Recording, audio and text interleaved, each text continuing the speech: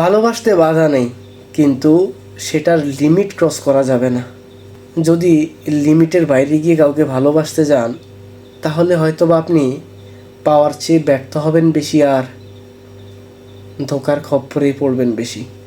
আসসালামু আলাইকুম dear audience, আশা করি সবাই ভালো আছেন। আমিও ভালো আছি আলহামদুলিল্লাহ। আমি পরিষ্কারভাবে বুঝতে পারতেছি মানুষটা আমাকে অবহেলা করতেছে। সে তার বিহেভিয়ার দিয়ে আমাকে বারবার বুঝিয়ে দিচ্ছে বা বোঝানোর চেষ্টা করতেছে, তোমাকে ছাড়া আমি হ্যাপি আছি। তার কথা বলা কমে গেছে আর ব্যস্ততা অনেক গুণেই বেড়ে গেছে। তবুও একবারের জন্য সে আমাকে বলতেছে না যে তোমাকে আর আমার লাগবে না, চলুন একটু সামনে যাই। কিন্তু আমি ঠিকই বুঝে গেছি যে আমার অবহেলার দিন শুরু হতে চলছে। আমি প্রায় সময়ে তার বিহেভিয়ার দেখে তার উপর অনেক রাগ করি, আমি ভীষণভাবে কষ্ট পাই। সে আমার এই সব কিছুই খুব সুন্দরভাবে বুঝতে পারে, কিন্তু আমাকে বিন্দু পরিমাণের জন্য দাম দেয় না।